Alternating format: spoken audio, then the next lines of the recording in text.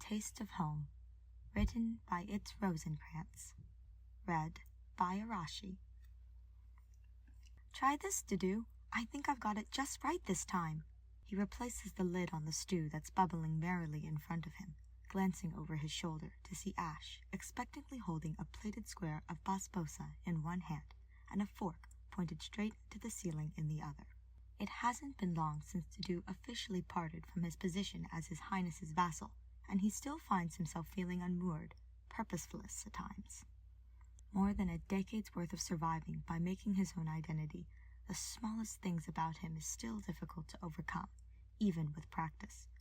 With no war to lend his strength to, he had faced the terrifying question of who he was to become in the new world that His Highness and the Archbishop Byleth had led them to, and there are still days he still does not know.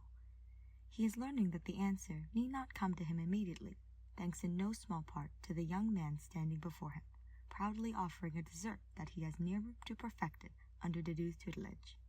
Dedue accepts the basbosa with a murmured thanks and steps away from his station to enjoy it without the scent and heat from the meal in progress influencing the taste.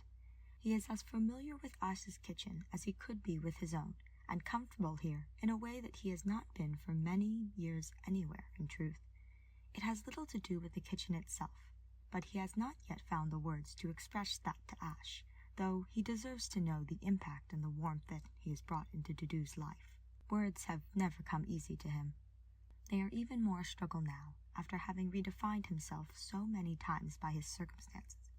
But Ashe is always patient, kind. He is curious, too, but gentle with it. When he asks of Duskar and the recipes that Dedue grew up with, it never feels like his intention is to open old wounds for spectacle, but rather to allow him the space to expose them to the light.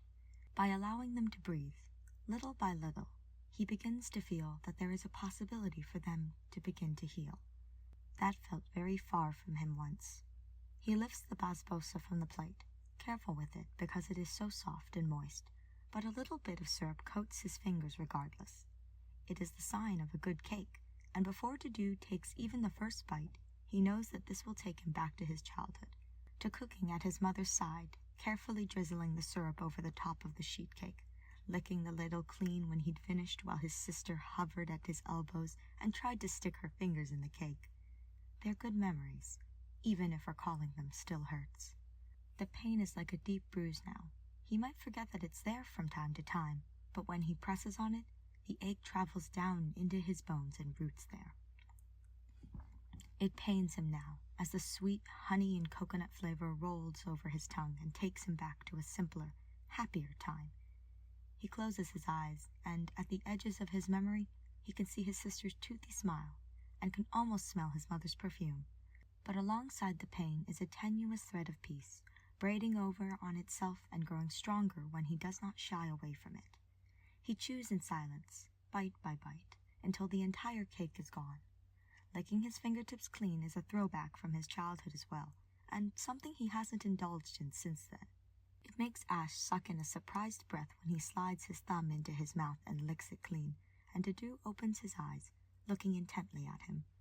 The hope on his face is both ardent and obvious, and affection swells in his chest, warm and soft, like the tender, moist cake shared between them, a bridge between Dedue's past and his present, built plank by plank with steady perseverance. If left to himself, he would have turned away from the heartache of his memories, allowed them to blur and fade in time, and in doing so, he would have allowed the joy and the love from them to fade away as well. That is not something he wants for himself, he realizes.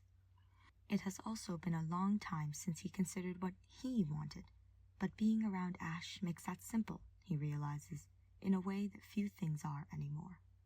"Well?" Ashe finally asks, his voice pitching high on the tail end of the word, transforming it into a question. He's gripping the unused fork like a lifeline, whether he knows it or not.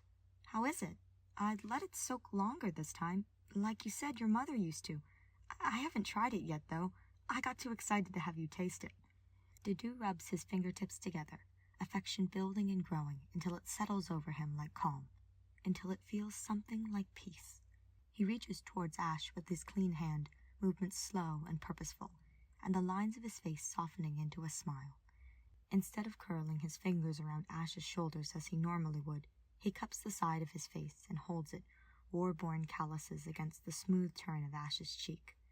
Color erupts under his hand, a bright blush rocketing over the bridge of Ashe's nose and beneath all his freckles. "Did you like it, Dedue?" His eyes are seafoam green. Dedue has known that since they met, but he's never allowed himself to admire them.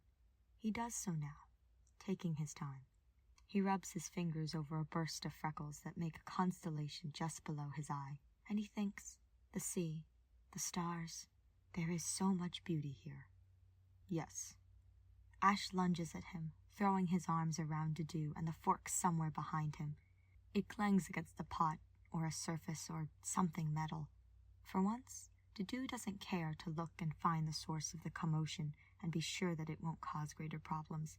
It is only one fork, after all, and Ashe is up on his tiptoes with his nose pressed into the curve of Dedue's neck, squeezing him tightly. He slowly raises his arms, circling Ashe and pulling him in close with a careful, deliberate motion. Heat tingles down from where Ashe is speaking against his skin, and Dedue feels like a live wire. He had not realized how little he'd been letting himself feel until it washed over him all at once, and sensation keeps cresting over him in waves, each building on the last. "I'm so glad. I really, really wanted it to be special for you." Ashe draws back, his smile bright and wide, arms loose around Dedue's shoulders. "That's the most important part." Dedue's fingers splay against his back, pressed down over the knot of his apron. "Ashe." He waits until Ashe's eyes flick up to his and hold, letting the warmth of them reflect back out of his own. Slowly, so slowly that there is every opportunity for him to pull away, Dedue bends forward until his lips meet Ashe's forehead, pressing gently just beneath where his bangs part. Ashe stills in his arms, his fingers digging into Dedue's shoulders. "It is perfect. Thank you." As he begins to move away, his own cheeks flushed now, Ashe twists until he can get his hands between them both and up to cup Dedue's face between them. His eyes are wide and bright, shining with the kind of naked, unabashed emotion that Dedue is still learning, and as he eases Dedue's face back down into a kiss willingly given, he mumbles, "You missed." Dedue surprises himself with a laugh, low and hesitant, as Ashe presses his face into his chest and breathes in deeply. Muffled against his apron, he asks, "So, you're staying for good now, right? At the restaurant?" "With me?" is unspoken, as much an offer as it is a question. Dedue's hand trails up his back, his throat and chest tight with the enormity of what has been put before him. A place to belong, one that has been carefully built to include parts of him that he thought would be lost to him forever. He cradles the back of Ashe's head in his hand, exhaling a long, deep breath, and says, "Yes, if you have room for another chef, I would be glad to stay." Ashe twists so that his cheek is pressed to Dedue's chest, and when he speaks, he sounds confident and sure, warm and welcoming.